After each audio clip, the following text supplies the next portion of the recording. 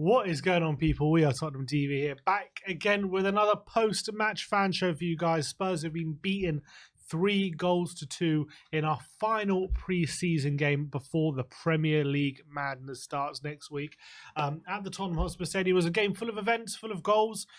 Spurs took the lead after 30 seconds through Dejan Kulusevski playing in that false 9 role. And then those old set-piece problems reared their ugly head, and Spurs did fall to a 3-1 we were 3-1 down going into half-time. Lots of changes in the second half. We got to see Bentancur, Romero, Van de Ven and Destiny Udogie for the first time in pre-season. And all that did show some encouraging signs. It was a much improved performance. We did get back in the game through Dejan Kulusevski's second goal after a nice little assist from Lucas Bergvall. But we did succumb to back-to-back defeats to Bayern Munich in this pre-season. If you want to come on and have your say about anything that happened today, anything relating to the season coming up, any signings you think we should be making, any signings we have made, I want to know your opinions. You call in. The call-in is in the community section, so go check it out there if you want to come and give your opinion. But look, a lot of talking points from today. What's our lineup going to be for the first game of the season? There's a lot of talking points about where we fit Decky in, given how good he's been in pre-season, but with Solanke now here, is there a role for him in that false 9 position? Bentancur coming on for the first time pre-season, playing in the number 6 role and impressing. A lot of people saying, should he start over Yves Bissouma, who's impressed by and large over pre-season? And why can't we fix these set-piece issues? Do we need a set-piece coach? Is Ange being stubborn? What is going on with those set pieces? Because yet again, 2 goals conceded today from set pieces. And again, at the back post, 3 headers, which has been a theme of goals conceded over the past few months for sure, especially back end of last season. So that is definitely, for me, something Ange has to sort out. But let me know your opinions. Put your opinions in the super chat as well, and we will read them live on the show and we will react to them. So if you want to have your opinions read out, do comment and we will get to your super chat as well during the show. But first up, without further ado, let's get on Ariane, who's in the back end. Ariane, lovely to see you, my friend. Been a long time out in Korea, Sim. I feel like I haven't spoken to you in a while, mate. I know, it's been forever. We DM sometimes. Yeah, every now and again. There's some stuff off screen people aren't privy to. Yeah. Lovely to see you, though. So, look, first and foremost, it's our last preseason game before the season starts. Given now preseason is over, how are you feeling going into the new season? Like, I'm actually feeling pretty good about it, especially, obviously back-to-back defeats to end it off. Sounds quite bad, we start off so well. Obviously, but we've had this is the strongest test out of, honestly, pretty much any team in the league in preseason. I mean, other than maybe the ones who are out there battling each other in preseason in America. I'm happy with it. It kind of showed us our level. It humbled us a little bit. I think we all needed that as well, compared to how we got carried away last season. But I think we've had a pretty good preseason overall. We've had some very, very exciting players, namely Bergvall, and we've seen some promising signs. I think especially in that second half. Today, I think it was really a game of 2 halves for a big reason. You see how we are with that first choice defense versus that second choice defense, and it's a world apart. So it taught us, it showed us where the problems are, and also showed us what we're good at. So I think all in all, you can't ask for much more. It has been a kind of feature of preseason, hasn't it? The fact that first half, I wouldn't say it's been like terrible, but definitely a bit slower. Definitely maybe less sharp, less ingenuity, and then the second half, a few of the youngsters come on, and most namely people like Bergvall come on, and we seem to go into a different kind of gear.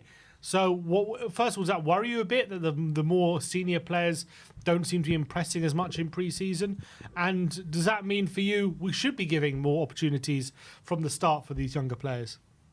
I mean, the same thing really happened last preseason. People forget, like, that game against West Ham. I remember it was kind of my first, it was our first taste of Ange ball, where we were pretty horrible. We were like, what the hell? We were all so excited about this coach and then second half comes over, and you have Alfie Devine coming on, and the youngsters are just putting on a clinic.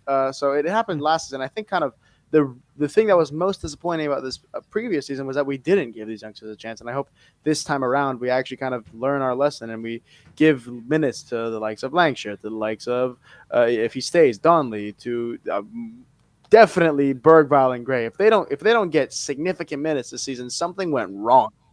Hmm. So I think definitely we need to see massive, massive, massive minutes for some of these youngsters because it's not new that they perform, and the reasons they perform is because they're the hungriest. They're not sitting on 80 grand a week, 90 grand a week, knowing that everything is set for them. They're the hungriest ones, and that's why we see it out there. So I want to see them, especially with the amount of games we're gonna have this season. They're gonna. I hope we have to call on them more often because I think they can deliver. How do we solve? I wouldn't say it's a problem, but there in a weird way there is a problem with Kulusevski because Yeah, he's been I know what you so mean. good. He's been so good in preseason, right? Probably you could argue our best player. You would Yeah, you probably definitely say could say it. throughout the whole preseason, Yeah. he's I think in terms of numbers, I think it's like 4 assists and 2 goals over the whole of preseason. And even today, he was by far our best attacker. He was Yeah. the one making things happen in the final third. He got 2 goals as well. But Solanke's now here. He's been playing. Mhm. Kulusevski's been playing the false nine for the last few games. But Solanke's now been signed. So you assume Ange quoted in his press conference saying he sees no reason why Solanke can't start against Leicester Mhm. because he's done most of pre-season. So that would Mhm. suggest he could be thrown straight into it. Yeah. So if that is the case, where do we fit Kulusevski in? Because you can't leave him out. He's been so good. He has to play. But he hasn't really played too much on the right hand side in pre-season, apart from maybe the second half today. Yeah. We're clearly trying to move him away from that position. We're trying to play him more central. We're playing Mhm. him false nine. We're playing in midfield. So what do we do? How do you solve this problem? Does he go back out the right for Brennan? Does he maybe replace Madison? Who's maybe he does he play with Madison in the number 8, or is it just a case of his versatility being his biggest weakness, whereas that because he's so versatile, he doesn't have a best position? I think, first of all, it's a very good problem to have. It's the kind of problem you want to have, not kind of the Emerson Royale problem where like this guy's shit wherever you put him. So it's a good problem to have, and I think he's a little bit like I think the best way to use him is the way City use players like Foden and like Bernardo Silva, right? Where they can play depending on the situation that you're in, depending on the opposition, depending on when it is in the game, depending on if they're starting or if they're coming off the bench. All of these factors play in, and he is the ultimate Swiss Army knife for any manager. He doesn't have to start every game. Maybe he's going to start some game. For example, let's say in the weekend. Me personally, I would probably have a midfield three of Bentancur, Bergvall, and Kulusevski. That's me, right? But maybe Ange sees some other way. Maybe instead of Kulusevski, he plays Madison, and it's 0-0 in the 63rd minute, and you bring on Kulusevski, and he's a total bag of chaos because the opposition doesn't know: is he going to come in to play striker? Is he going to come in to play midfielder? Is he going to come in to play right wing? So when you have a player like this, I can just create a space around him of uncertainty. And that's what Kulusevski does best, and that's kind of what we saw under Conte in the very first season. The reason Kulusevski was so good wasn't because he was his touchline winger. It was because him and Son were using these little half spaces next to the striker. And that's that's the position Kulusevski shines in. So when we saw him being a touchline winger under Ange, that's when he fell apart because that's not what he was ever good at. What he's good at is using these half spaces and exploiting them. And if we can get him to in these positions more and more often, this kind of irrespective of wherever it is he's playing, whether he's starting on the right, whether he's starting as a false nine or as an attacking midfielder, that's where we need to get him in more. So I think it's for me, I would start him. I would start him. I think he's earned it more than anybody besides maybe Bergvall. Him and Bergvall deserve to have that Swedish connection in midfield for me. But if Ange is some other way, I trust his vision fully because I think Kulusevski, we're finally seeing a player we all knew was there ever since the first time we saw him. So if you with what's your prediction on Monday in terms of let's just have your 11 for Monday then. Yeah. First game of the season. How do you think we line up? What's your not what you would want to see. I want to know what you think Ange is going to do. What I think Ange is going to do, I think Yeah. I think he'll keep it pretty simple. He'll stay with what works. Vicario, Porro, Romero, Van de Ven, and Doggy. I think they pick themselves. I think Bissouma's probably going to hold his spot. I think Sarr is probably going to. I think it's going to be Bissouma, Sarr, Madison, Brennan, Solanke, Son. I think he's pretty So much you think- Solanke is going to. So you think after Decky's preseason, he doesn't start him in the opening game? I think, yeah, maybe he starts him on the right wing. I don't think he's going to displace Madison. I don't think he's going to displace, Solanke. I think if he starts, it'll be on the wing. But I think I'm just going to probably stick with Brennan. But Really? that's me. I don't know. Surely Ange has got to realise that Decky's in great form at the moment. I can't see him dropping him. But the question is, where do we fit him in? That is the big question. I think maybe for a game like Leicester against a newly promoted side, could you afford to put him next to a Maddison potentially? I think he did that against They just Hearts. lost 3-0 to Lens, so he did it against I think Hearts in the opening game, didn't he? I think for the first half, and it seemed to work okay, but it will leave us quite open. Obviously, you're leaving out probably, you're leaving out Sarr, maybe probably one of Bentancur and Basuma as well. So I can understand maybe the reluctance to do that, and also Bergvall, who's it's been not like Kulusevski doesn't work defensively though. It's not like he doesn't work in track back. To be fair to him, it's true, and he's quite a physical player. Yeah. So I do wonder if, seeing as Solanke is so new to the team, does he just put him on the bench for the opening game and allow Decky to continue in that role, seeing as he's playing so well there? I wouldn't be surprised if he does that just for the opening game, just to allow Solanke to bed in. I think the reason you have to play Solanke is kind of what is going to probably be your next question for me is the set pieces. Solanke is one of the reason, for example, that last season I said Richarlison has to play more games. My opinion on the whole set piece situation is I don't think the coaching is perfect. I don't think the coaching is faultless. I don't think the coaching, there's problems with it. I don't like the zonal marking either. But I think the bulk of the problem comes from personnel. I think, especially in that first half where we conceded 2 set-piece goals, we had one player on the pitch who had any presence in the air, and he was in the wall both times. That's just, that's where the coaching is. Why is he in the wall? But also, he's the only player who has any sort of aerial presence. Kulusevski has no aerial presence. Son has no aerial presence. Davies has no aerial presence. Spence, he's tall, but he doesn't have an aerial presence. Porro doesn't have an aerial presence. And Vicario, for some reason, doesn't have an aerial presence. So, all these players who we have outfield, besides Jagerson in that first half, completely useless in the air.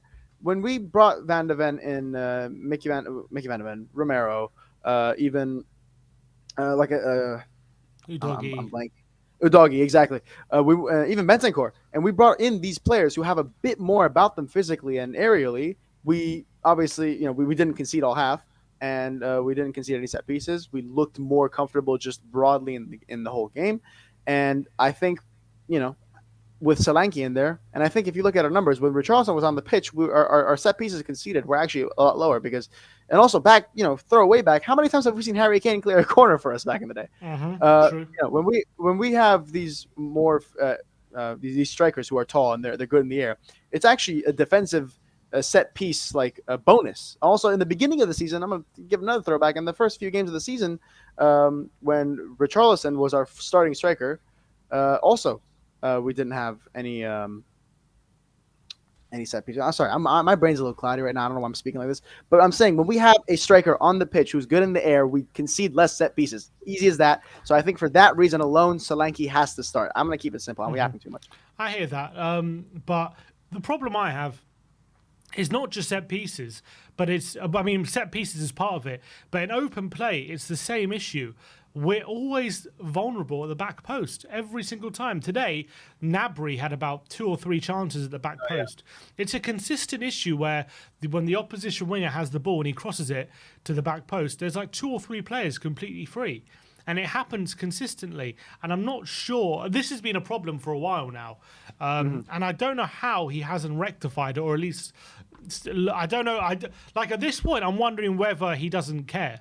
I'm not in terms of, I'm not in a sense he doesn't care if we win. I'm wondering if he's not bothered about that because we're just going to outscore the opposition or something. He wants the players who are going to be marking the back post. He wants them in a different position. So that's built into the system that they will sometimes just have 3 men at the back post. Now that's just something we have to live with. I'm starting to wonder if that is the case because it so consistently happens and happens so often. I don't know at this point if I can say he hasn't noticed it, because he must have noticed it. that every time the winger crosses the ball, there's players free at the back post every single time. And teams are just finding it way too easy to get chances out of that. So I don't know what to say about that issue anymore because I feel like I've beaten it to death. Yeah, I think in the first half it was a lot more pronounced with what was admittedly not a great performance from Davies or Spence on that left hand side, and even Son coming to defensively. So we didn't have a lot of support on the left hand side, which made this vulnerable issue of the system worse. And I think a lot of the woes we've had with Ange, particularly this one and the set piece problem with last season. The first place I went to was I was trying to see what Celtic fans thought of him between the first two seasons. And from anything I could gather, the first season at Celtic, from a fan's perspective, was very similar to what we perceived Ange as. Look, this guy, he seems great. The tactics look like they're going to click and they're going to be good. And at some points, they are magnificent. But the set piece issues were there at Celtic.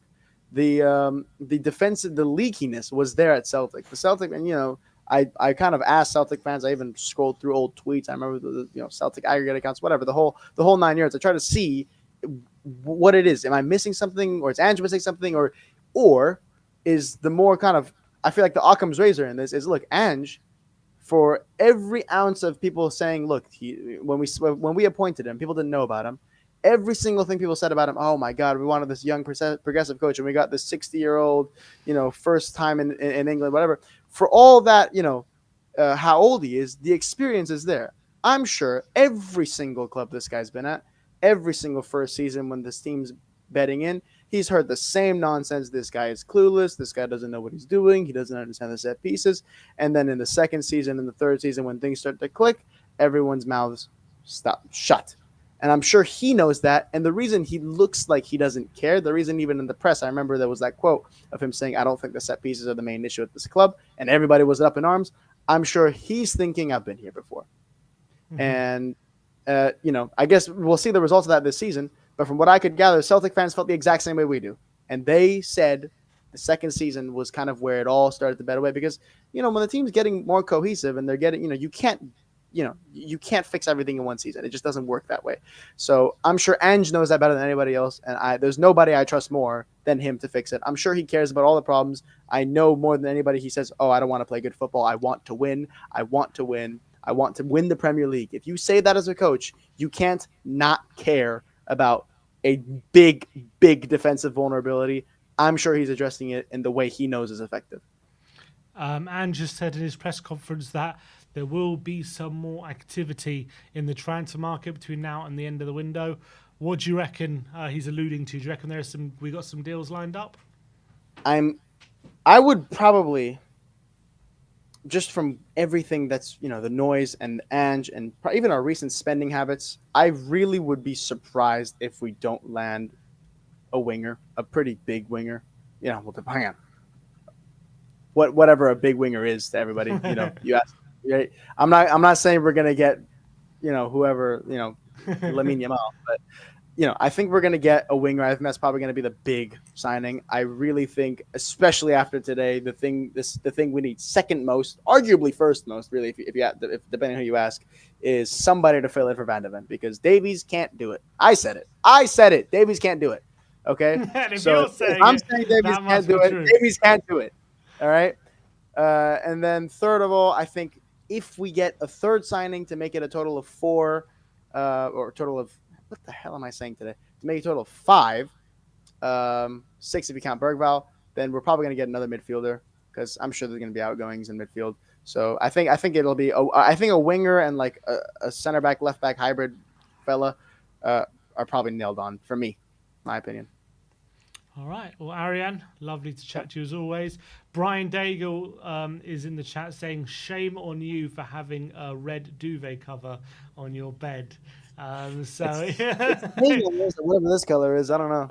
It's blue. Okay, so you should maybe flip it for the video. And this side's the warm side. And you should make your bed as well. Never leave a bed unmade. But I don't know what time it is there, but it's 12:32 p.m. All right, I'll give you a pass then. Just about. Ariane, lovely to chat to you, mate. We'll see you in a bit. As always. See you, Leicester. And as always, come on, you Spurs! Come on. Always good to chat to Ariane. A few more quotes from Ange in his press conference talking about Berg, Wout and Gray. He said, I thought it was positive. It was something tangible for us, is that they've had a run out and now they know what it feels like playing in a full stadium. So I think they both had their moments in there as well. And look, they're going to be good players for us, no doubt. And the more exposure we give them, the more we'll help them develop. And he was asked whether Deki is going to be used as a striker again now Solanke is joined. He says, I don't think so. The good thing about Deki is that he can play that attacking midfield. I think the reason for us why we signed Dominic, and hopefully Richie should be ready as well, is that we want to have a player through that area who's a bit more accustomed to that role. Deki has done a great job for us, but I think his strengths and attributes are more in that attacking midfield or wide role. I think he's really developing and it's a really good preseason for us, and hopefully it gives us more flexibility and potency through the middle when he's playing, because he can get into those scoring areas. So some interesting stuff about Kulusevski. I don't think expect him to play up front too many more times now that we've got Dominic Solanke through the door. Also, there is some videos going around about Harry Kane refusing to lift the trophy at the stadium after Bayern Munich technically won a pre-season trophy, and Harry Kane is pictured being offered to lift the trophy from Joshua Kimmich and refusing out of respect, I'm assuming out of respect for the Tottenham crowd, which is a really nice touch. So that's really nice. You should go, we'll check that out on social media. But let's get Sam on from Spurs Undercover. Let's give him a sec. Hello, Sam. Can you hear me? Hey, how's it going? Yeah, you can hear me. All good, mate. Thanks. Yeah, all good. I can hear you. I think there's a bit of a delay. Is there a bit of a delay? Yeah, hang on. Do you reckon you'd be able to... Can you hear me?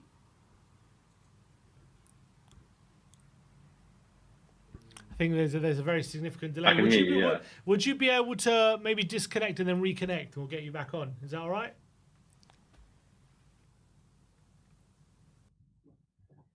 Let's try and I think there's a bit of a significant delay. Is anyone else waiting at the moment? All right, bear with us. We're just re-adding someone. There's a few people in the background at the moment. He was also talking about Solanke. Ange Postecoglou in his press conference, he says, he was one I was very keen on to get in. It took a while to get over the line. I think he'd be a great fit for us. Where he's at in his career, we identified him because he's got the attributes we are looking for. He's had to work his way up, and I always think that's a good thing. If it's all positive in their career, you wonder how they'll deal with setbacks. And he's had quite his early in his career and pushed on. I don't see any reason why he shouldn't be in a position to start against Leicester. He's done most of pre-season. So interesting stuff there. Let's see if we can get Sam back on. Hi, Sam. You all right?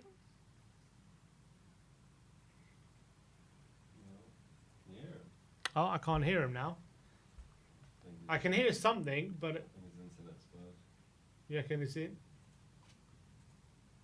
Are you muted? Oh, now I can hear him. I don't think so. Oh, I can hear you now. Oh, am I still delayed? I think you are still quite delayed. You know what? It's quite delayed, but just... you can put your thoughts out there, and I won't interject, and then maybe that'll be the best way to go forward as quite a big delay. So tell me what your thoughts are. You know, give me your thoughts like on the overall pre-season leading up to the new season, and how you're feeling about certain players, and are you excited for the new season? Yeah, I'm definitely excited for the new season. I think I wouldn't be a Spurs fan if I didn't come into the season hopeful, even after everything that's come before. I think I'm especially excited about, potentially having a striker that can stay fit the whole season, whether that's Solanke the entire season or both Solanke and Richarlison interchanging. I've been most probably impressed and surprised with Spence. I didn't think he was great today defensively, but I thought going forward he had some really good moments. Again, I thought Bergvall impressed second half. I just think all in all, we still have some vulnerabilities defensively. It's not, as Ariane said, it's going to be tough for players like Ben Davies to play that Mickey van de Ven role, because Davies is no spring chicken, let's be honest. And I like Ben Davies, he's been a loyal servant to the club. Is his time past? Probably. But I'm not one of these fans that is desperate to get him out, because I think he's a good player to have around the dressing room. He seems like a top guy. He's Sonny's best friend. And that's kind of really it on Davies. But I think it is definitely concerning that we're still conceding the same goals that we were conceding towards the end of last season, namely the set pieces. And I agree as well that, we're bringing in Solanke, and he had top numbers in the air last season for aerial duels won, and that's very important. But what I would say about this game is obviously we didn't have Van de Ven or Romero playing. They're obviously two big factors that are in our defence for set pieces. And Destiny Udogie as well is quite an imposing unit in there. I think that he probably won't start Destiny for the game against Leicester.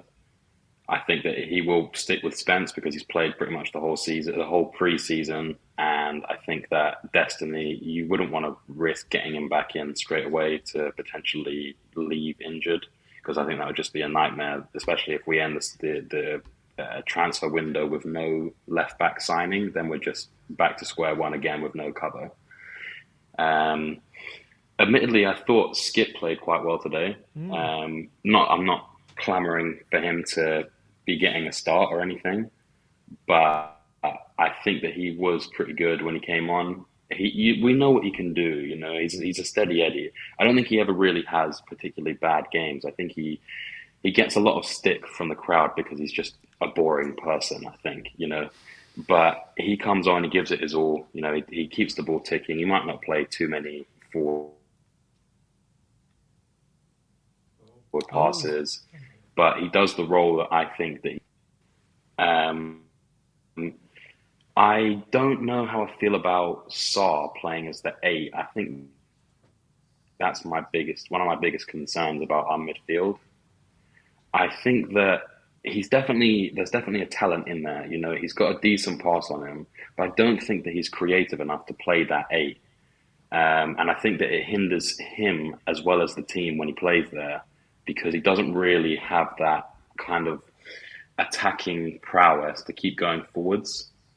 I think that in the Leicester game, I'd probably start Kulu there if you're going to start Solanke up front, because I think that Kulu is defensive enough to do that tracking back, but also he's in great form, and he might be able to interchange across that front 3/4, depending on how you look at his position.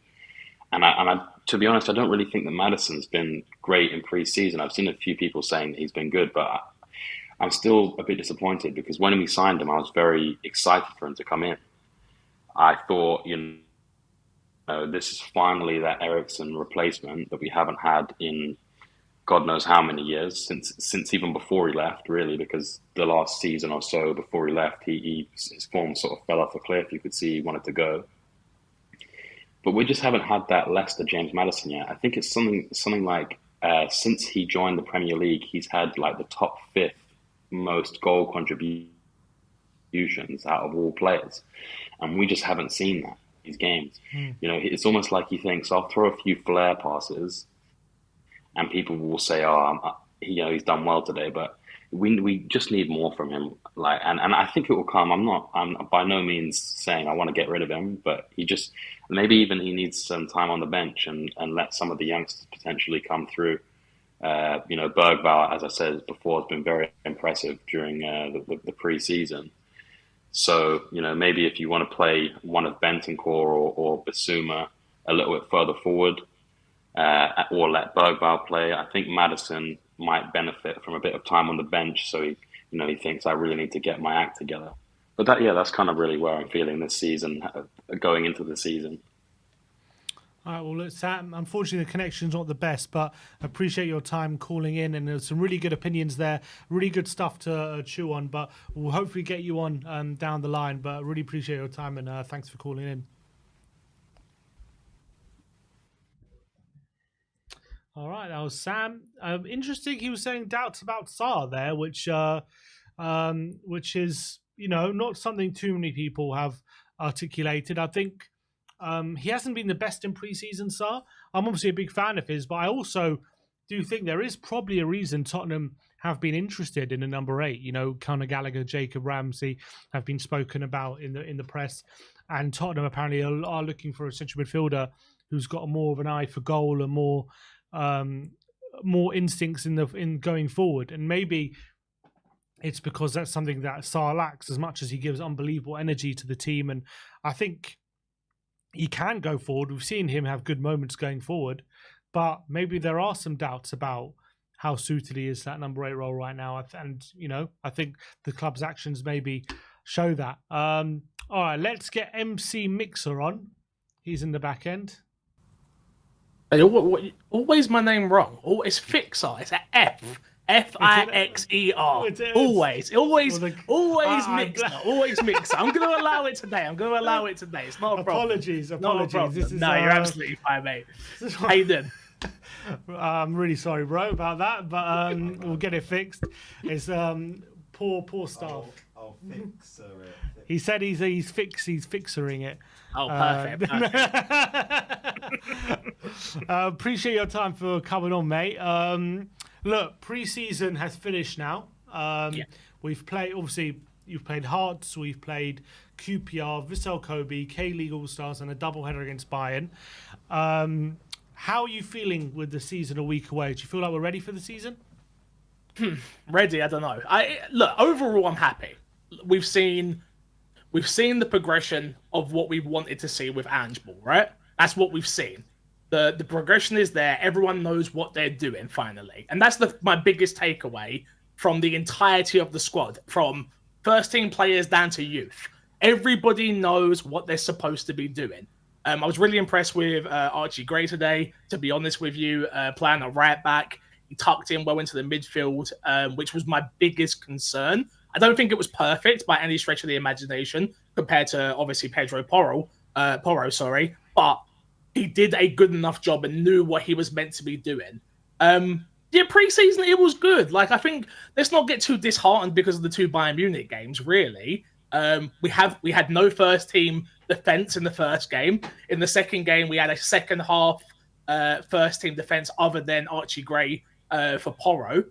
I didn't think we looked terrible against them. We're forgetting this is a good... Just because Bayern didn't win a trophy last year doesn't mean anything, right? They're a good side, and it was a great test. Like I say, Gray, I think he has a lot of learning to do, but I thought, considering he's just come in and he's learning the system, I felt like he understood what he needed to do quicker than I was expecting him at right back, personally. Yeah, I agree. I think he had a few struggles at the start of the half, but once he grew into it, he was actually really starting to get confident. He showed his quick feet, didn't he? And he showed, I think, what he can do in that position. So I'm very excited about him. Obviously, Bergvall as well. Those are the 2 shining lights, I think, from pre-season. Decky. Let's talk about Decky for a bit, because he's been probably, for me anyway, I don't know if you agree, but he's probably been my player of the pre-season so far. Well, not so far. Well, the pre-season's over now. So he, another 2 goals today. I thought he was, again, probably our best player in the forward line. But what do we do with him next week? Solanke's here now. He's going to be playing probably up front. Ange Postecoglou saying, he sees no reason why Solanke can't play from the start. So where do we fit Kulusevski in? Do we put him back out on the right? Does Maddison come out? Do we play him with Maddison in midfield? What's your opinion? Maddison comes out. The proof's in the pudding at the end of the day, and pre-season he hasn't been good enough from start to finish. Obviously, after the injury last season, he didn't have the greatest rest of the season. Obviously, started on fire last year. But pre-season is for this very moment, right? It's to prove yourself. It's to show what you've got. Last season, you were brought in to do a job. You did a job very well at the start, ended a little bit poorly because of injury. It's a brand new season. Kulusevski has to start no matter what. Like, Maddison has to be dropped. It's not an if or a what or a maybe. It's a definite. Maddison needs to be dropped. This is the point of us elevating to finally be challenging to be a big team, right? Obviously, I know we're a big team, but you understand what I'm trying to say here when it comes to challenging for trophies. We have to have players in certain positions that when they are out of form can come in and do a job. Because FC is proving right now over the entirety of pre-season that he is the best man for the job right at the moment.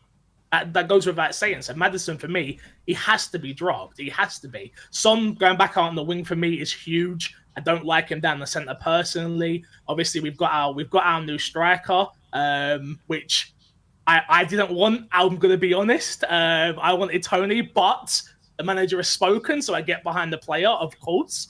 But yeah, no, Kulusevski has to start 100%.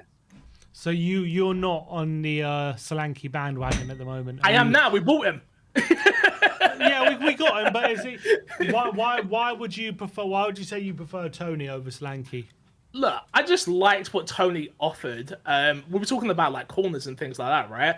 And Toney's very good in the air. I just liked his game more, and I probably saw his game more as well. I watched Tottenham. Tottenham. I'm not out here watching every single Premier League game on God's given earth. My missus won't let me. She'll beat me up, all right? Like, it's for me, it's a case of I watch Tottenham, right? So I only get to see glimpses of what I'm watching. But for me, overall, I prefer Toney, but that doesn't even matter anymore. My opinion on this doesn't even matter. We've got our man. This is what the manager wanted. He believes in him. I think there's quotes being out there of him saying he can deliver on everything we wanted. The one thing I think he's going to do really well is press from the front, which is what we need, right? We need a striker that can press from the front with a bag of energy, and he takes his chances. I've been watching a lot of clips on YouTube. He takes his chances when they're there. So if we can create for him, which with the likes of Son, Johnson, Werner when he comes on, we should be all right. Don't sound too confident there that we should be all right. But in terms of, some issues we've still got going into the season. I know we didn't have our first choice back four today. And in fact, when we did have our first choice back four, we didn't concede a goal in that second half. But there are problems that keep kind of rearing their ugly head when it comes to set pieces, how often we allow players free at the back post as well, just in general play. These are problems that have been kind of consistent problems now for quite a while. I want to know from you, if Tottenham do get off to a dodgy start to the season, like, is Ange under pressure for you? Because there will be I'm not saying I feel this way, but I do feel like, let's say come November time, we're middling around mid-table, like 8th or 9th or something, or 7th, right? There will be fans who will be saying, look at our form from November to November. If you take that year of form, we've been kind of mid-table for a while now. And if we keep conceding the kind of goals we've been conceding in pre-season, and we're not learning our lessons, people will start to question him. So, like, for you, how do we solve these issues? What do you think? How will we solve the problem? It's one of those ones for me where it was so apparent last season, right, that I felt like we needed a set-piece coach. I'm pretty sure he got asked in a press conference, and he was like, that's not the issue here. And I'm like, all right, it certainly looks like the issue here to me, if we're being honest. Like, we keep conceding from corners and free kicks. Like, it keeps happening, right? So, look, it's a hard one. The one thing I worry about with the manager is there not being a plan B. I think that's something that a lot of the fans are worried about, right? Like, obviously, we love Ange when it's working. We love the high press. We love the high line. But when we come up against a Man City, etc., I ain't going to talk about the scum, let's be honest. We have to have a plan B. Like, we need a plan B. The set-piece issue for me, it feels like one that the players need to sort out. If I'm being honest, it's extra time on the pitch. I'm not saying that they're not doing the hard work already, and it seems like an issue that should have been fixed by now, because we've had a whole pre-season. But I think this is the issue when you play against, no disrespect to the clubs we played against, but lesser opponents. It doesn't really show the damage until you come up against a Bayern Munich who are like, okay, this is their weakness. Let's use that against them. Boom, they do. We lose 3-2. It's pretty easy. But yeah, how to fix it, honestly, I don't know. Again, it's hard to critique it when we didn't have Romero starting, we didn't have Van de Ven starting, we didn't, for me, it's just hard to critique it. But what I would say to that is these haven't just been problems when we've had a makeshift defence. You cast your mind back to the back end of last season when we had these defeats to the likes of Newcastle, Arsenal, Liverpool. We had our first choice defence back then, and we had very similar problems, very similar issues. So, is it a case of personnel, or is it a case of how Ange is setting us up? I think it's set up. I'll be honest. I don't think it's a case of personnel. Come on, we got some of the best. I think some of the best defenders in the league. Personally, I think the way they're being set up for set pieces clearly isn't correct. But I don't know how you fix it. Only the players can fix it. Only the coaches can fix it. Only the managers can fix it, right? That is as simple as it is. They have to learn from their mistakes. I think a big part of it comes down to the goalkeeper. Again, if we look at the last couple of games, few mistakes there. I hope they're out of his system. You're putting defenders under pressure. Last game? It was Spence he put under pressure. Yeah. Today, it was Bazouma he put under pressure. And all it does is make them fearful of receiving the ball in those scary areas. The way we play football is by receiving the ball in those areas. So you've got to have faith in your goalkeeper to have your back. At the end of the day, Ange might not like it, but sometimes you've got to kick the ball up the pitch. It's as simple as that, right? And maybe with Solanke in through the door, we might be seeing a bit more of that. Yeah, I don't think so. That's not plan A, mate. That sounds like a plan B to me, and we don't have one of those yet. So, give me your first 11 for Leicester Monday night. What do you reckon we start with? Bukayo in goal, Porro, Romero, Mickey van de Ven, Undogi, Bazouma, Sarr, Kulusevski in the middle, Brennan Johnson on the right, Son on the left, and the big man up top. We know we signed him. We signed him for a lot of goddamn money. I don't want to hear no talk about, oh, he's not ready to sit him on the bench. You don't pay that type of money and you're not ready. This is Tottenham. You're in the big leagues now. It's time for you to deliver. We've been through strikers before the Kane era. Trust me, I'm old. I remember when we were going through all those goddamn strikers and I was stressing. And it's the same again here. That's why I'm really happy that we signed a striker that is proven in this league. We've been through. I don't need to remind the audience. We all know who I'm talking about. We don't need a list of all the failed number 9s of this. Exactly. We'll be here all day. I'd be interested. Do you not still feel like we kind of need one more?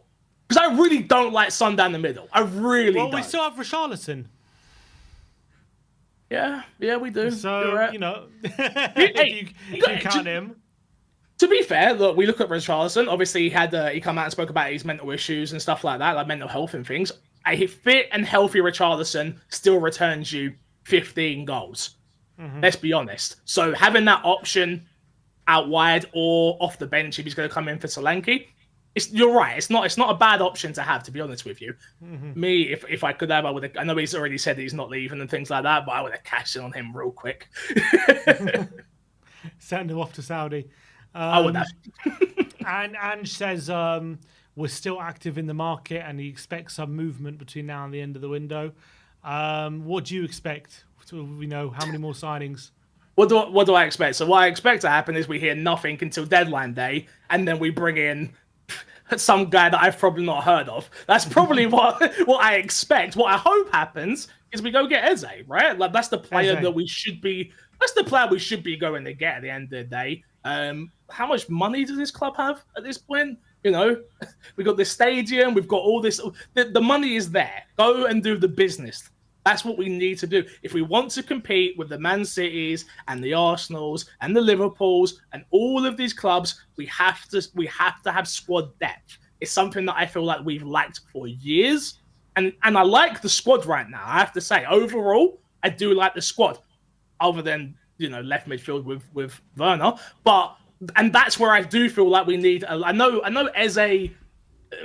He can play there. He doesn't play there. I think Eze's the guy for that position personally. Which position? The left. To play out on the left to help out when Son. Look, let's not get it twisted. But isn't it on the right we're shorter now? Because we've got Werner there. Son can play on the left. But when you're looking at the right, Decky's now a central player. So we've only really got Brennan there. I guess so. I mean, but they're also versatile, right? That's the thing with all of our forward players, to be fair to them, right? Like, they can all play across all multiple positions. And I think Eze is the same personally. He can play in the middle, he can play on either side of the wings. Again, I ain't the manager, I'm just a fan. It ain't my job to pick the team. I just get to have an opinion on it. But I would personally, I'd bring in Eze first. That's for me. All right. MC Fixer, fixing all our issues going into the new season. Appreciate you. Thanks for calling in, bro. And we'll make sure we get your name right next time. I appreciate you. Thanks for calling in. We'll see you very soon. That was a great call, MC Fixer. Really, really good stuff there. All right, without further ado, the main event, the one you've all been waiting for. Let's get him on, Mr. Brian Daigle. How you doing, Tim, brother? And how's everyone in the chat? Brian? Lovely to see you as always, Brian. How are we doing today? Yeah, I'm good, mate. I'm good. Listen, it was, I think what everyone's been speaking about, I completely agree with. The midfield is a big issue. I think the midfield, we were just so open. It was so easy. The Maddison is a shell of the player he was. He really is poor at the moment, isn't he? Yeah, it's. I can understand that way of thinking, and especially when you're comparing him to how Decky's performing right now, compared to how Bergval's performing right now. Maddison is definitely not in the form that those two players are in. I would say he's still doing some good things, and I don't think he's maybe some performances last season where he was completely anonymous. I think he's a bit better than that, but especially when we've put him on the pedestal of how we saw him, not just at Tottenham but also at Leicester, and how we see him performing at the moment, leaves you wanting more. That's for sure. And you can see Decky thriving. You can see Bergval coming in, really making a real big impact. And for you, Brian, I've been asking everyone this, with the start of the new season around the corner. Decky's been probably the form player in pre-season. With how he's performed, where does he come in for Maddison? Do you drop Maddison for the opening day? With Solanke now here, I doubt Maddison is going. I doubt Decky will be playing that false nine role anytime soon. With Solanke now through the door, so where would you like to see him fit in? Alongside Maddison, replacing Maddison, or maybe back out on the right instead of Brennan? Definitely not out on the right. I think he's got to be in contention now for the creative role or one part of that midfield three, like the more advanced. I said as well, and I don't know why. A lot of people saying Archie Gray was having a bad game. I thought he did very well when he came on, and I think Bergval and Gray have to start against Leicester. I really do. Now it's just whether you put Kulusevski as the other midfielder, maybe a Bentancur. To guide the two youngsters through, because I don't think, apart from Kulusevski, in the middle, any of our first team midfielders have done well at all in pre-season. Not one of them. I think the only thing James Maddison has done is that lovely build-up with Kulusevski for Johnson's goal against Hearts. I think Maddison has been that bad, so I would actually start Graham Bergval, and then you decide whether Bergval plays as the 10 or the 8. And then you either go based on that, Bentancur if you put in Bergval up, or if you put in Bergval as the 8, you put Kulusevski. The midfield really has not looked good. Yeah, in terms of Gray, I would say I thought for the first 10 minutes or so he struggled a bit, but once he grew into the game, he was starting to really be confident, and I thought he did really well for the majority of the half. He was showing some really good quick feet, was able to get away from some really good players in that Bayern Munich team. So I definitely wouldn't say he struggled. I thought he did quite well for the majority of that half, but I thought at the beginning definitely there were some struggles for sure. Yeah, look, maybe Maddison does have to come out of the team. That does seem to be the general consensus at the moment. Albeit, do you think Ange will actually do it? Do you think Ange will not start him on the opening day of the season? Now, this is the question, obviously, because you look at it. When we look at last season with set pieces, he was very, very stubborn and saying, no set piece. He's very stubborn. Whether you want to call it stubborn or he's a strong believer in what he stands by, I don't think he will drop him. I think he probably will start him. Maybe thinking, do you know what? He's against his old team. He's going to be pumped up. And if Maddison does turn up, then he walks into the first team. But I think all he's done this pre-season, apart from that, is win fouls, which is what he does do, which he does well. He's obviously tackled a hell of a lot to try and get him off the ball. I don't think Ange will change it. I would love to see him do it, but I don't think he will. Bentancur came on in the second half today. Yep. We saw him for the first time, since he's been at the Copper, and his first time since back end of last season. He came on for Basuma. A lot of people have been praising him, saying he did really well in that number 6 position. Based off that 45 minutes today, do you reckon he could be the answer in that number 6 position? Yeah, like I said, that was the first glimpse we'd seen of him, wasn't it? Obviously, Copa America, and he's had his holiday.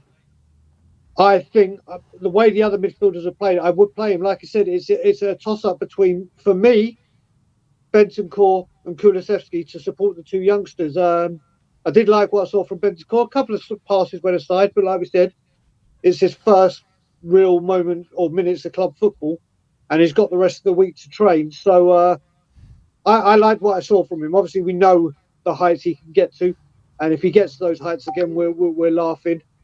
He is someone I would like to see start against Leicester, though.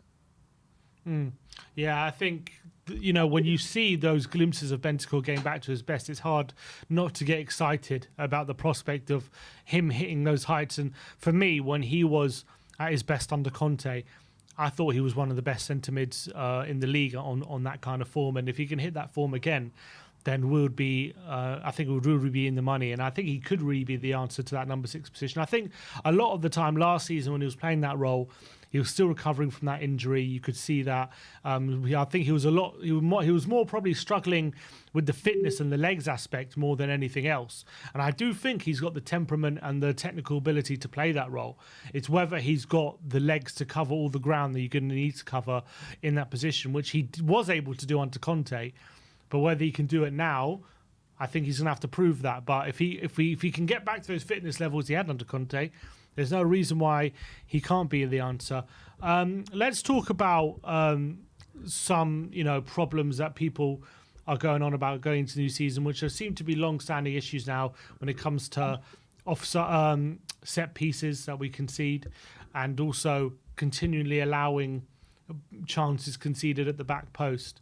How concerned are you about these things? Is this something that you think will be solved, or is it starting to worry you that there've been long-standing issues now and they don't seem to be ones we can put to bed? Yeah, listen, it is a concern. What you can put it the other way, saying this is pre-season and our real defence, haven't got back together yet and haven't started playing regularly. But then you look at it, this has been a problem for a very long time. And it's something that keeps repeatedly happening. And you would want to think that there'll be some training behind it and say, right, we need to counteract this. But there just doesn't. It wasn't even set pieces as well, was it, Sim? During the build-up, yeah. How open, not just set pieces at the far post, continuously over at that far post, that we were getting exposed, and it's got to be a concern. It's got to be on the checklist to say we need to solve this, because now we go up against the Premier League teams, they're going to exploit a weakness, aren't they? They're going to literally see it as our pressure point and keep going and going and going, as we had with set pieces last season with zonal marking, until they changed that. So hopefully Ange has taken everything on board and seen he needs to find something to address this. If these problems do persist and it continues to cost us results, at what point do you reckon Ange will start coming under a bit of pressure? Oh, I knew you were going to go down this road. Oh, here we go. I've said it before, and I've seen a couple of people say it in the chat. I don't turn my back on managers. I won't turn my back on managers because all it is we repeat the process. The manager will come under fire. Someone will pull the trigger. We go again. It's patience. We start again. We got to give this guy. I hope he does it. I can understand for the style of play why he might come under some pressure. Sorry, I can understand some of the way we play where maybe he should drop back or be a bit more different. I can understand that, but don't turn on the manager to say you want him out because we're just going to keep banging our heads against a brick wall and repeating this process. And I don't see there's got to be some give and take here. And Ange hopefully will look into it. Hopefully Ange will see that. Go on, Sim. No, I completely agree with you, and I know I'm not one here sitting here saying I want Ange out at all. I actually really like the football he's playing, and I'm very much look excited about where this project is going. But if we can't sort these issues about these problems at the back post, it seems to be a consistent issue, which has been a consistent issue for many months now, where the opposition winger will get a cross in. And there's about 2 or 3 players just completely free at the back post, queuing up to put it away, essentially. And it's happened many, many times now. And he's like, if that's not something he can sort out, he does have to take responsibility for that, doesn't he? Yeah, I mean, you do. And what I will say, kind of in the question where you were asking about pressure, if you look at when we have sacked managers before, the sweet spot for Levy seems to be the end of October, beginning of November. Happened with Nuno, Joe. I think with AVB it was a little bit later, but it's around that build up to Christmas kind of, or end of Halloween going on. So that seems to be the sweet spot when we do pull, or when the trigger has been pulled. So that will be if this carries on up until then, the back post and results aren't going our way. Then I would start worrying if I was Ange Postecoglou. Obviously, I'm not, and thankfully, it's not me that picks the team or does anything. I just comment on it. But that's the time where I think he could come under some serious pressure if things don't change. Ange, in his press conference today, said, we're still active in the market and we're expecting some movement before the end of the window. What do you expect to happen between now and the end of the window, and what do you think needs to happen? We need a winger for Solanke. We need a winger. And I will say, do you know what? I'm going to say it here whilst we're here now. Obviously, Simeon, you know me for long enough now. And sometimes I can, as you say, heart over head or head over heart. Sometimes I can go berserk. And I will say, when I first heard Solanke, I was like, what the goddamn hell are we doing? I was like, oh, here we go again. I've come on board. I think Solanke will do well for us. I think if you take away the name, the value, and you look at the attributes and what we need, I think he is out of him and Toney. I'd pick him. Solanke. Obviously, I wanted Gyökeres as my guy. Solanke is here, so we need when you've got a striker who has got the most headed goals in the Premier League last season, we need to find someone that can actually put a decent cross in the air. Because we struggle with that severely.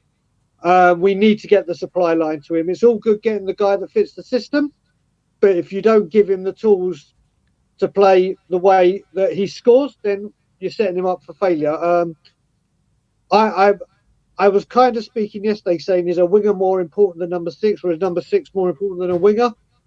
And after seeing that today, I think both are just as important as each other now. I was more heavily reliant on the winger, but we know he doesn't play with a 6, really, does he? So I don't know where we go. Listen, I want Eze. You know how much I want Eze. I've wanted Eze for ages. I'd love him to come. The form of Maddison concerns me. If Eze comes in now, if he walks straight into this first team, I doubt it will happen, though. I think we need a right winger. We need Eze, a centre midfield, and a left back. If we had to get 4 in, that would be the 4 positions I would choose. But we certainly have to get. I think we definitely need a winger and another midfielder as a matter of urgency. And if we get another winger and a midfielder, would you be happily say that Ange has been backed this window? Yeah, I would listen. I would say he's been backed. What I will say now, we've got to look at the amount of money Ange has been given. Ange now has, and obviously we've been told Solanke was the number one target, whether you want to believe it or not. I like I said, I couldn't believe that it wasn't done before the tour if he weren't at the Euros, but that's a different question or different argument. Ange wanted Brennan Johnson. He's got him. Ange wanted Van der Ven, who has obviously been a remarkable success. These are his players now. That he's coming out and saying, I stand by them. These are my players. So he's got to be, he's got to look at it. But if he gets a right winger in, and when I say a right winger, I don't mean just an okay one. We need a very, very high standard one. If he can get a midfielder in, if he gets those players in, then you say he's backed. But they just need to be quality, not squad filler, in my opinion. No more, okay, you're good to just make up the 25. These have got to be serious contenders to walk into the team. All right, Brian, lovely to see you as always, mate. Always a pleasure, we'll speak to you brother. very soon. See you later on, brother. I'll speak to you soon. Good night, everyone. Good night, Brian. Always good to speak to Brian Daigle. Look who it is who's called into the back end. Let's get Ben on. Ben is in there. He's just come back from the Tottenham Hotspur Stadium, I'm assuming, after that defeat. Well, look, seeing as you were there, I think you're probably the only person we've spoken to who's at the stadium. Talk to me a bit about Harry Kane and the reception he got, and anything you can tell me about what happened with the, Kane being back at N17. Yeah, first of all, it was great to be back at Tottenham, and it was a good atmosphere around the place. The sun was shining, and people were in good spirits until the game started. Well, until about 10 minutes into the game. But no, Harry Kane, it was great to see him back. It really was. It was unfortunate he didn't get more minutes and maybe didn't start the game, but he came on, got a really big reception. And then after the game, he did a lap on around the pitch, applauding every single stand. So that was a really nice touch from him. And yeah, it was just great to see him back. And it's good that he finally got that big send-off that he thoroughly deserves. And obviously, there are a lot of chants of he's one of our own, Harry Kane. Only good things were going towards Harry Kane today. So that was good to see. Oh, that's really nice to hear. I don't know if you might have seen after the game, he had the chance to lift the trophy and he refused. I'm guessing out of respect to the fans. I don't know if you saw anything in the stadium of that. Probably, maybe not. But that's a really nice touch from him, isn't it? I was gone by then. I was gone by then. But you're not. See, just in case you don't want to see Kane lifting no trophy on our stadium. That's for sure. Nah, there was no chance I was waiting around to see Bayern Munich lift the trophy at the Tottenham Hotspur Stadium. But what I did see is a really nice embrace from Toney and Kane at full time. It was really lovely to see. They were probably standing there for 5-10 minutes just chatting away. And obviously, you just know that was. Yeah. But okay, in terms of the game then, what did you make out of it? Because, we started so quickly, got that goal, and then very quickly after Bayern took control, very similar problems that have been, big problem, set pieces, back post problems as well, playing out the back, which Vicario had a problem in Korea as well. So what was the feeling like being there about what happened? I'm like they've been in pre-season for a month now, however long it's been, and it's the same old problems over and over again. I just don't understand. Like you said, the set pieces were absolutely shocking today. That one where I can't remember who scored it at the back post, but there's just no marking whatsoever. And I'm just thinking, what are they working on the training pitch? And Vicario playing out of the back as well, and I don't get what happens in the first half and second halves where we've got our first choice midfield pretty much with Maddison, Sarr in the middle of the park, and Bissouma. And just passing just seems to be way off it. They just couldn't put a pass together in the first half. And it was just so frustrating. I just don't understand what they're working on the training pitch. And it takes for players like Lucas Bergvall to come on in the second half and show them how it's done. Yeah, is it a concern for you in terms of these defensive issues? I know we didn't have our first choice defence out there today, but these are issues that we have had when our first choice defence has been on the pitch as well. You know, the back end of last season, some of the performances like Newcastle and Arsenal and Liverpool, where we had very similar issues that we did today. Then we had our first choice defence then. Like, are you starting to get worried that these issues won't get solved? And if they don't, will Ange pay the price for it? Yeah, I think he will ultimately pay the price for it if it doesn't get better, because it's simple issues that we can fix, and they just don't seem to be getting better. Like, no matter if you've got your first choice or your second choice defence on the pitch, like, there's no getting away from simple marking from set pieces. It just doesn't make sense that you don't like that's schoolboy stuff. That really is. And when it happens over and over and over again, you got to ask questions, and these need to be rectified sooner rather than later. We're a week away from the season now, and I don't feel like we're ready. You don't feel like we're ready, so you're worried going to our Leicester game. Do you think we won't? Well, if we're not ready for the season and we don't start well, you know, there will be fans saying, look how we've been since November in terms of results wise.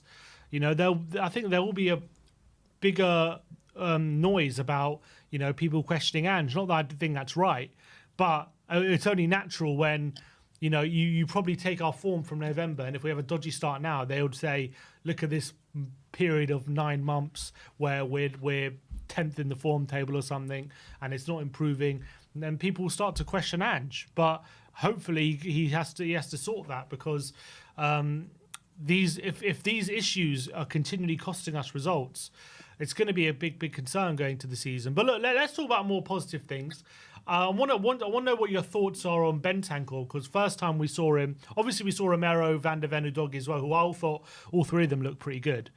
But Bentancur especially, because we saw him in the number 6. Obviously, Basuma, we saw in the first half, had some really good moments, but then as the half wore on, started to give the ball away in bad positions and things like that. But Bentancur, a lot of people have been praising him. A lot of people saying he had a really good half. Do you think off the back of that 45, does he start in the 6 on Monday night? I think he should, you know. I was really impressed with what I saw from him. I think you're seeing a Bentancur get back to his best.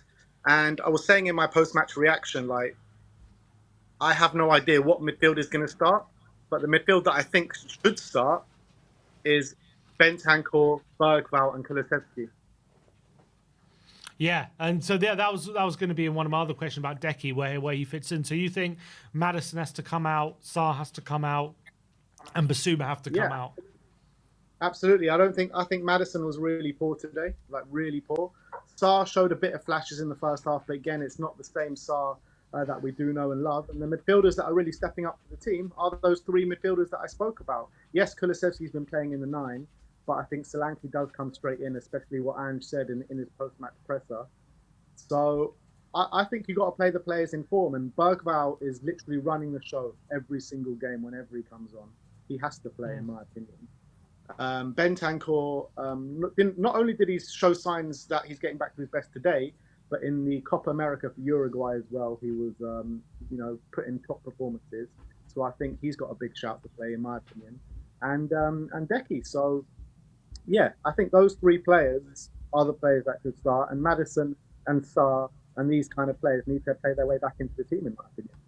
Yeah, which would be interesting, because if that's our 3 come Monday, because I think correct me if I'm wrong, in the last 2 friendlies, it's been Basuma, Maddison and Sarr from the start, I think. Well, yeah. Gray started the Bayern game, first one, then Basuma came on. But he's definitely preferred Maddison and Sarr. So it would be kind of, you know, maybe it would be Ange saying they haven't been good enough if they don't start on Monday, which would be true, but it'll be interesting to see what Ange does, or whether he persists with what, at the beginning of it, let's be honest, at the start of last season, Basuma, Maddison and Sarr was the 3 that we all were, you know, clamouring around, and that was the 3 that was working so well. So it'll be interesting to see if Ange, goes away from that. I don't understand why this keeps happening in pre-season, though. Like, every single game, this seems to happen. Like, we start our first choice midfield, it looks really poor, and then we bring on, the younger players, and it just looks so much better in that second half. I thought, like, the pressing when Bentancur and Bergvall were on the pitch was absolutely brilliant. They didn't let the Bayern players rest for a second on the ball, where the pressing in the first half was a bit half-assed. And, Bayern hardly had a chance on our goal. Well, they had a few chances, but nowhere near as many as they had in the first half, where they seemed to cut us open so easily. Yes, I know the defence was there, and Romero, Van de Ven, and a doggy, by the way, I thought looked pretty good when he came on as well. That bulldozing terrier down that left-hand side. And Archie Gray. I thought Archie Gray at right back looked really good today as well. Yeah, I thought he started he struggled a bit the first 5-10 minutes, and then once he got into the game, he started to get really confident, and he started to play with his quick feet, and he started to get round players, and he was looking really good. There was an incident, I don't know, you probably saw it with Bergvall in that second half. I mean, maybe I had a better view of it watching it on TV than you did, but I don't know if you know anything more about that. He seemed to have an incident off the ball where he was down for a bit, and he looked like he was going to come off. And then he ended up staying on. But it looked like from watching it at home, he was maybe choking on something. Maybe people are saying he might have been choking on some chewing gum, but I don't know if there was any word from in the stadium about what more about that incident. No, I was also wondering what was happening. I saw him on the sidelines. I thought maybe he was just putting his boot back on. I don't know anything about choking or chewing gum or anything like that. So he had a problem with his boot. And then he went to change his boot, and then when he came back on, he was all alone, and then he started really struggling, with Was that down the other end of the pitch? That was down the north end of the pitch. Yeah, and it looked like he was trying to be sick or something. But then then you saw the medics slapping his back or something, and I think people are speculating might have been choking on a piece of gum, but I was wondering if you saw anything about that. But that was a bit of a concern. I didn't see anything. I didn't see anything about that, but this guy is special, man. I keep saying it week in, week out on these friendlies. And my love for this guy is just growing and growing and growing. I can't wax lyrical more about it. He has to start in the first game of the season. He is our, Decky aside, he is our best performing player in pre-season.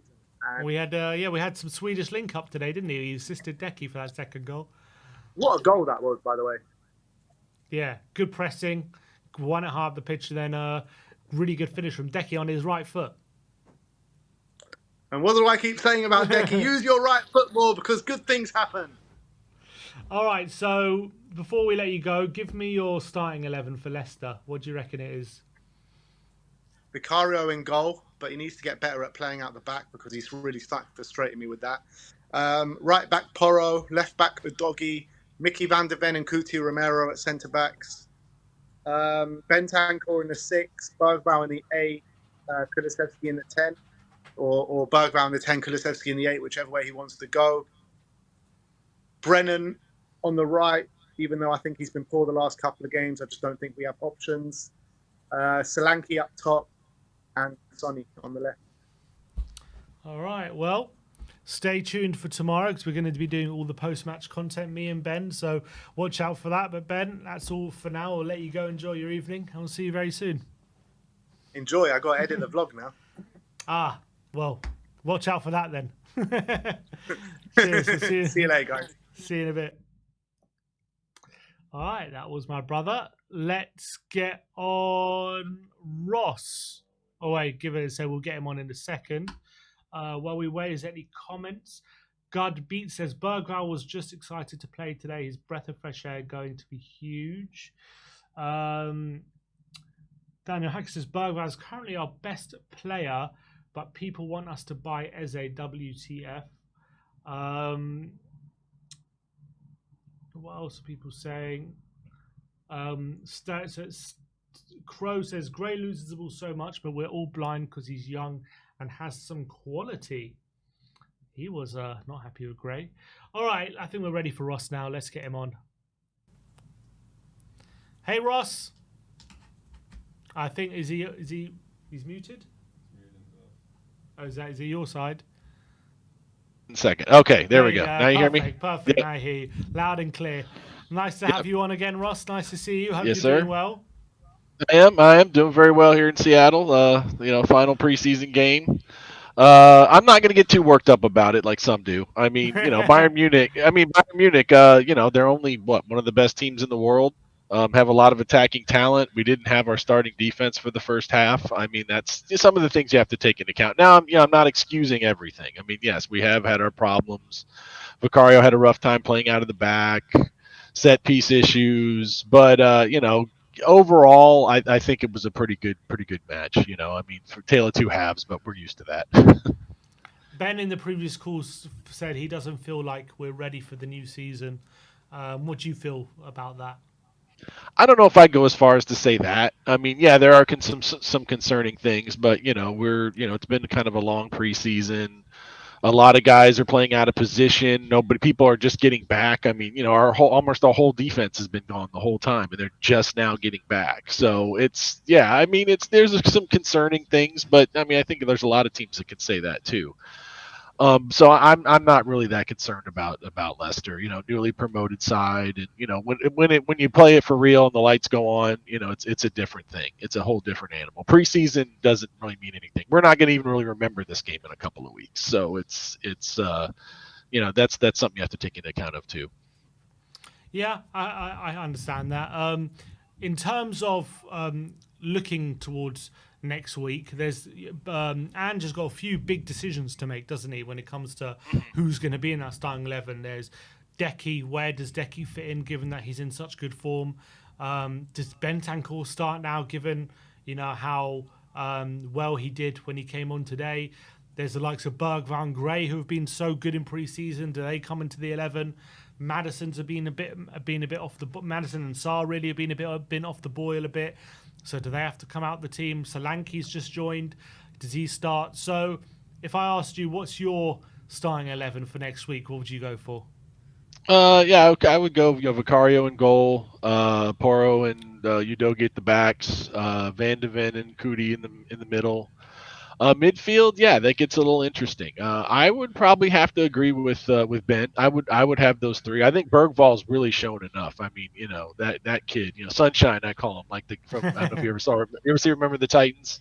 With the kid with that's who Bergval kind of reminds me of. But I mean, I was concerned about his physicality and stuff like that, but he's shown that he can handle it and that he can push back even. And because that's what I was really worried about, because I knew people were going to challenge him. People were going to test him. Oh, here comes this 18-year-old kid. Let's see what we can do. But no, I would agree with that, with Bergval, Bentancur, and Decky in the middle. I think Decky really has to be in the middle. I mean, today he kind of did the Michael Jordan. I took that personally when he was playing the 9 after we signed Solanke, and he says, I'm going to play the 9 and bang some goals in and show him. But still, no, I think he's better suited to 10. And yeah, I agree. Brennan on the right. I mean, I've been a big fan of his, and I think he gets a lot more stick than he deserves. I mean, he's had his ups and downs, but so have a lot of other people. But he can really do some good things. And yeah, Solanke, even he's a proven guy. It's a week, he'll be fine with him. You can slot him in. He could have played today probably. I mean, he's just that kind of player. And then Sonny on the left, yeah. So I would pretty much agree with that. There may be a few here and there, but that's what I would say too. Yeah, so when it comes to that midfield, are you a bit concerned with Maddison and Sarr, the form they've been in, or do you think it's just maybe a snapshot in time and maybe it's something they can play through? Because Maddison, especially with Maddison, his form has been for a while now a bit off the boil, not like he was the start of last season. A lot of people are calling for him to come out the team for the likes of Bergwijn and Kulusevski. Do you think it's something he can get past? I hope so. I mean, but it's true. It has been concerning. He's kind of not been the same guy since he's come back from that injury. I don't know if he's got another one or if this is just, preseason kind of stuff and, other things are catching up to him. But I don't know. I mean, like I said, if Ange does, whatever Ange goes with, I'm fine with. If he thinks that he needs to come out, fine. If he wants to keep him in there, good. Because, he's still a quality guy. And still can get the job done in there. And when he's doing his thing, I mean, there's few that are in the team that are really better at what he does. So yeah, and Sarr, I mean, again, we also got to remember, Sarr's a young guy. He's done so well. He came in and made the instant impact, but he's still a young guy. He's still feeling his way. He's going to have that up and down, those peaks and valleys. That's just part of being a young player. So I'm not too concerned about that. But pretty much just whatever Ange thinks is best is what we got to go with. Especially this time so early. There's just so much up in the air still.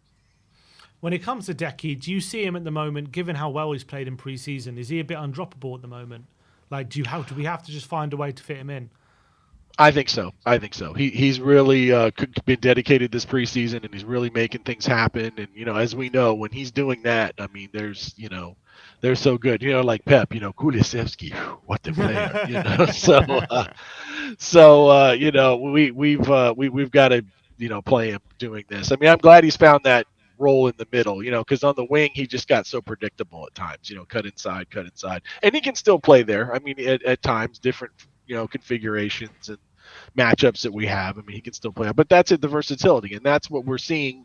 Ange goes for is the versatility. All these guys coming in, a lot of them can play those multiple positions, and that's important, especially when you're playing for cups and in Europe now.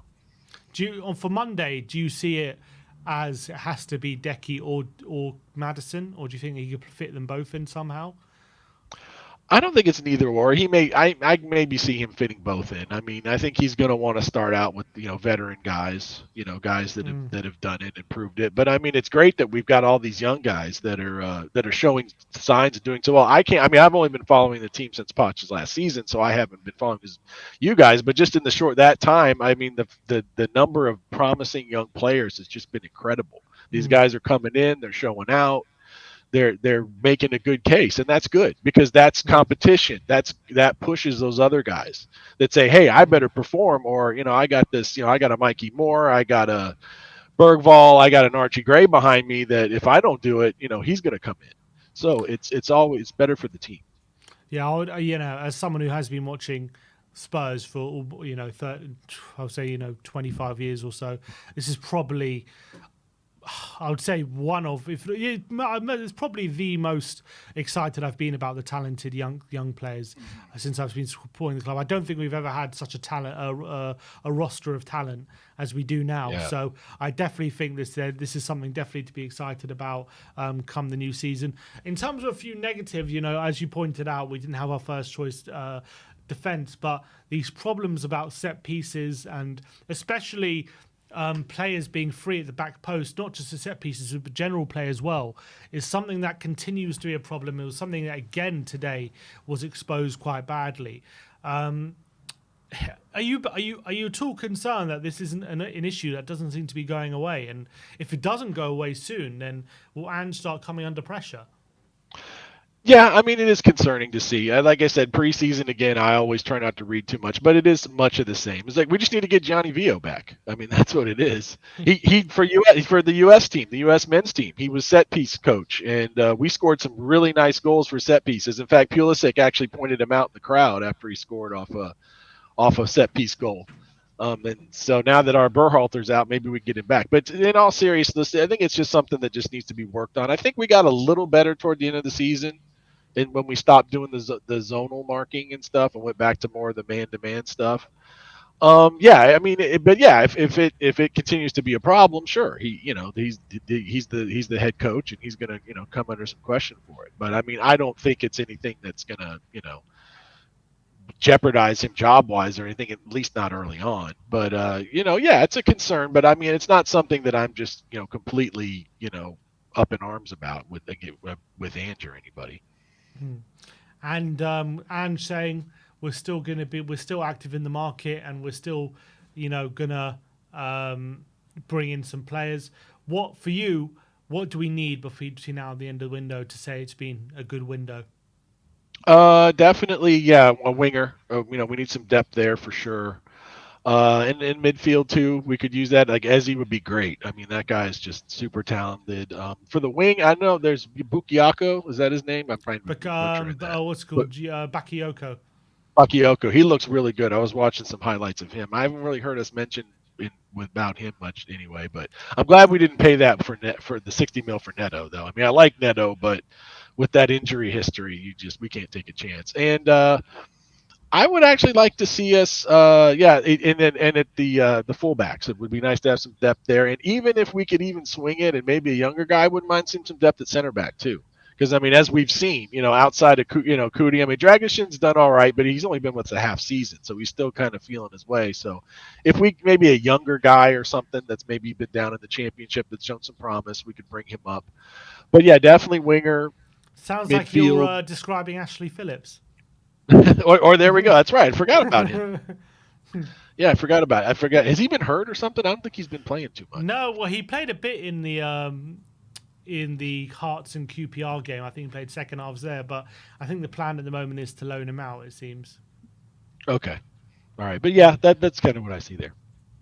All right. Look, Ross, great to chat to you as always, mate. Thanks for calling in, and we'll see you very soon. Yep.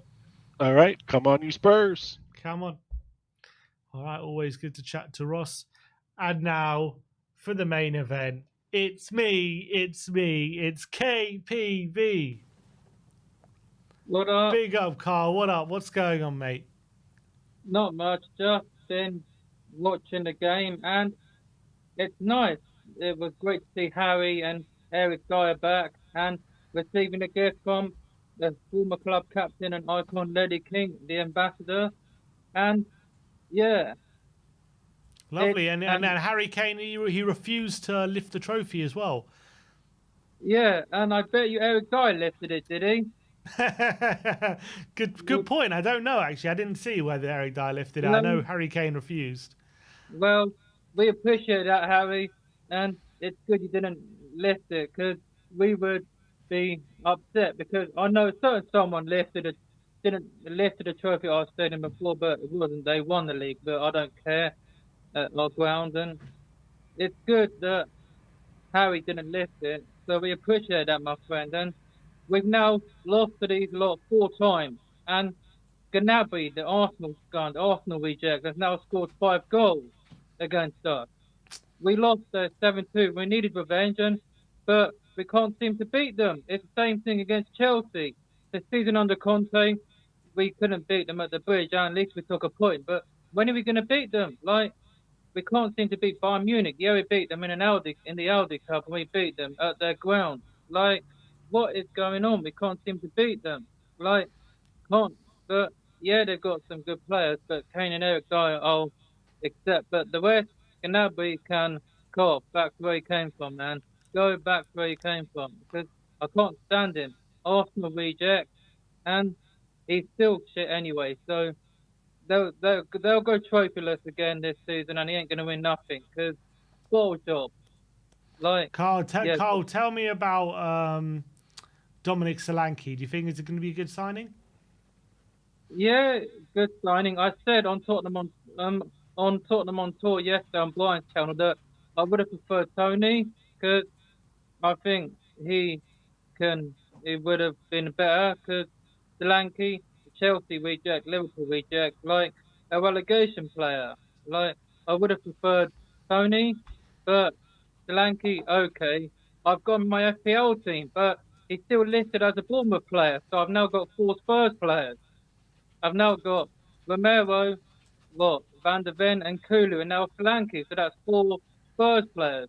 I've now got 4. Wow, you loving life. Yeah, I've got 4 of them. Like, I know you can only have 3, but when we sign another player, you can only have 3. But now I've got Solanke, and that's 4 now. So, but I don't know. It's gonna say I've got more than 3 Spurs players. Well, I'm not removing Solanke, because I'm not gonna remove Kulu or Romero or Van der Ven. Damn right. I'm not removing the them. FPL does what KPV says. I do what I want. I get to pick the players I want. Get another Spurs player in there. Don't Why? listen to FPL. Yeah, why not? What you got to do is you put Eze in, and then when Eze comes to Spurs, bam, 5. Oh my God, okay. Like, I think the deal can get agreed, and I hope we can get the deal done. Hopefully we can get him in, because I think he'd be great. I know Brian wants him, and I'm a bit shocked Jan Vertonghen's not in our all-time 11. I see on Twitter, Tottenham 11, and I see Toby and Ledley's in, but sorry, Ledley, you're coming out. Jan's in. Sorry, mate. Ledley out? Why not Toby out? Nah, man. Toby's not going anywhere. I'm siding with Toby, man. Like, Toby over Ledley? Sorry, man. Like, you saw the shot I had with Toby. Remember after we beat Arsenal at the Tottenham Hotspur Stadium 2-1 during COVID? I've got the name on it, and I've still got that shirt during COVID when Liverpool won the title, 2019-20. I've still got that shirt. Toby, man, I've got Jan Vertonghen, 16-17. I've got both the Belgians. But sorry, man, I've got to go Toby and Jan, not Ledley. Like maybe we could put Ledley right back. Maybe he can play there. Like I put Ledley at right back. Maybe. Like that's what I would do. But yeah, Toby and Jan in. The partnership was immense. 3 years on the Poch, the best defence. We were going for the league on against Leicester and Chelsea. Unfortunately, didn't go the way we wanted. But this season, we have to win something. And Romero wants to win the league. I know the fans would want it, and I want to win something because Arsenal fans are going to keep whining, going to keep rubbing it in. I don't want it, and I know none of us want it. So time to win something. And Bergvall, man, what can you say about him? Yeah, Ben said it. He has been probably our best player, but Kulu's in form. Bergvall Kulu, you'll see that on the 19th of August, not this week, the next week. And yeah, I'd go for that 11 that Ben said. That's the 11 I'd go with. And yeah, that's my 11. So why not? That's my starting 11. And mate, yeah, Mathers has to be on the bench, I'm afraid. He has to be on the bench. And sorry, Bissim, I know he scored a goal. So, like, I don't know, we haven't seen him at his best since last season. Scored against United at the Lane. Yeah, 2-0 win. So, hopefully he can come off the bench maybe and score as well. Done what's done. But, yeah, that'll be my lineup. Yeah, Right. and we've got Tottenham at Leicester away, and Harry Winks got his wish. He wanted Tottenham on the opening day. You got your wish, fella. Bam. You know what? Wink. You know what they probably told him when he found out. They go. Yeah. They probably said Le Bosch. There you Look, go. that's Jordan Pickford, mate. Yeah, but Harry Winks is returning. I know it's at Leicester, but going to play against Tottenham, and Maddison back to his old ground. Like Maddison will hopefully come off the bench and score. Like, but not celebrate, because I've seen players celebrate against the old teams. Berbatov didn't do it for United against us. I know he scored in that fixture for both teams, Berbatov. So, yeah, for Man United and Tottenham. So, Wink, I know it didn't work out for him, but come on, people, show some respect for the kid. When we played Fulham at theirs, it was January 2019. Kane was out. They've got to have it when they need one, but it's not Kane. Wink. It was Wink scored the winner in stoppage time under Poch. And look at Toby kicking the ball out of the stadium. Wink scoring in stoppage time against Fulham. And we win 2-1. Like, yeah, Harry Winks won't score. If he does, he won't celebrate. Like, yeah, scoring on your debut against West Ham was probably his best moment at the old White Hart Lane. So we've got Leicester, then we got what, Everton, is it? And then Newcastle. Yeah, we got Everton, then we got Newcastle, Arsenal, and then Man United coming up very shortly after. But look, Carl, it's always great to speak to you, my friend. We are running out of time, but I'm looking forward to speak to you again, and we'll speak to you very soon. Yeah, I'll see you hopefully on Monday, mate. On the 19th, Monday. if you're not going. Oh, Damn mate. right. We'll be here. Speak to you soon, mate. Bye. See you, Carl. Bye-bye. Bye. All right, and that is it for today's post-match fan show. I want to thank everyone for calling in and giving their opinions. Really, really appreciate everyone's time calling in, and really, really great calls today. So looking forward to seeing all of you very soon. We'll be back tomorrow with all the post-match content of the Bayern Munich game, and I'm sure any transfer news that does pop up, we will be covering. So stay tuned and watch out for the channel tomorrow. Wait out as well for later. Ben will have his vlog from today's game where Harry Kane was in attendance. Kane, Son, Dyer were all seen in conversation. So watch out for that later on tonight. But that's all from us today. We'll see you all very soon. Like, subscribe and comment. And as always, come on, you Spurs.